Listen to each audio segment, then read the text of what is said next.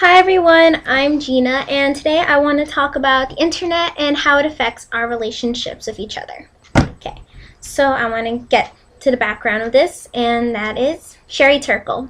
She's a professor at MIT, and she wrote this book called Alone Together.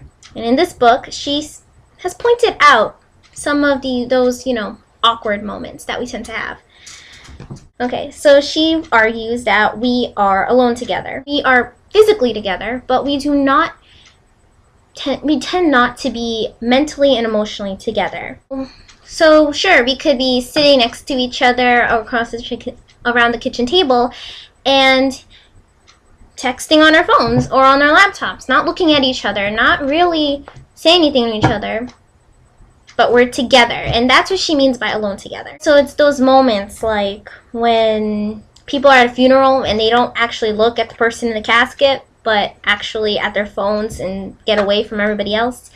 Or when you're trying to get some help from your parents and apparently none of them are listening because they're too busy talking on the phone with, I don't know, some other business person.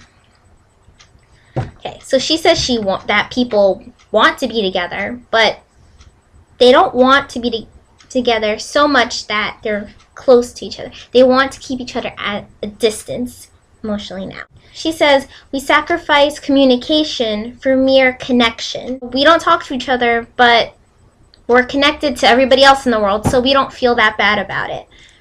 That's her argument. And she says that communication is how we get to learn about each other. That's how we learn about what our likes, what our dislikes are, and how we feel about each other. It's how we understand one another. Facebook messages and texting and other kind of things like that, apparently, in her opinion, they don't make us learn to each other. They're more for things like, a good luck wish, happy birthday greeting, things like that. Something mere and trivial, not for getting to learn each other, not for that level of intimacy. This means that we're becoming less able to have conversations with one another. If we're always glued to our phones, then how are we going to learn how to have eye contact? Or how are we going to learn how to just talk to each other about anything for more than, say, 2 minutes? Because then that's just as bad, in her opinion, as just texting on a phone. Look at the people here.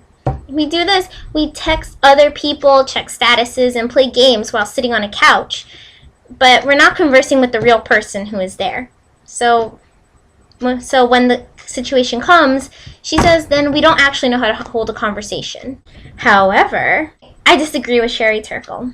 What she's saying is true. We tend to kind of not be together in the sense that we're not talking to each other and we're not learning about each other all the time. We're just sitting next to each other and texting or looking at statuses and things like that. I mean, it's sort of like what we do now. But I don't think that it's actually keeping us apart. I don't think technology is keeping us from learning about each other. Instead, I think it's more of a roadway, like a path, like another stepping stone to actual conversation. It's the behind-the-scenes preparation we have before the actual conversation.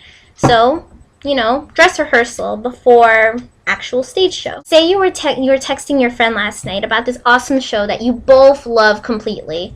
Case Vampire Diaries for me and my best friend, and we usually text each other like right after, or maybe even during the show, just to see like how the other person's reaction is. However, this time she or he, of course, didn't see the show last night. Why? Because she had too much work to do and you didn't. You take different classes, so of course sometimes your schedules don't line up and one person can't watch something and the other person can't. So what do? You usually tell your friend a brief summary of what happened, and the next day, you talk to each other. You tell each other what's going on, what happened, what your opinions are, how you felt about it when you watched that show, when they had that perfect kiss, or when that person slaughtered the other person. Think like Vampire Diaries or The Walking Dead. Always the day after, or the other night later, You talk to each other. You do have conversations. You do, which, it leads to more conversation, more topics of discussion. I mean, a cafeteria, for example, has so many, people there, and they're talking about things they probably saw on Facebook the night before, or about what they did at a party. or who they texted last night, or anything, like video chatted, like whatever they want to talk about, they do. And usually it's like from technology that we used last night, we use as kind of like topics of discussion. That's what we do. I mean, in the mornings, I'm with my friends, we're talking about what happens in our family lives, like what our favorite color is, like what we want to do later today, how we feel about subjects, like who our least favorite like teacher is, why we don't like the color green. And so we are talking, and it's great, isn't it? You have something to talk about from the night before, and there you go. Conversation starts through there, like I said, okay? And then think about the people who can't always be together.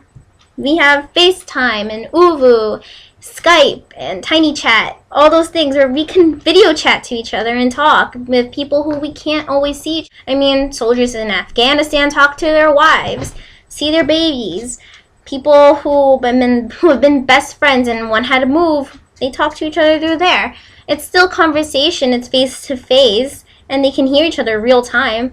So there's conversation there. People are talking, and they are learning about each other and finding out about each other's days. And like I said, I disagreed with Sherry Turkle. I mean, come on. How can you say we're not communicating when we're doing it right now? I mean, this is YouTube, where I can basically just talk to you guys, and then you could make a video response. You guys can share a comment. It's not actual conversation where, you know, I get immediate response back, but it's still where we are communicating. And then who knows, maybe one day you'll see me on the street, like just chilling with a friend or walking somewhere, I don't know, going to get my nails done, and you know, I see you and you see me and you're like, hey, I saw you on YouTube, and I'll be like, oh really, you saw me? And then you're like, you liked it? And she's like, oh, you know, it was okay. And I'm like, yeah, it was my first video, it's okay. So hey, what a cute puppy. Ooh, I like that smoothie. Finally, I can say we do communicate with one another. And hello? Yeah? Mom, you already told me 4 times already. You called me about going. Yes, I know. I'll go to the store and pick up some milk. I got you. Right? Okay. Love you too. Alright. Bye, Mom.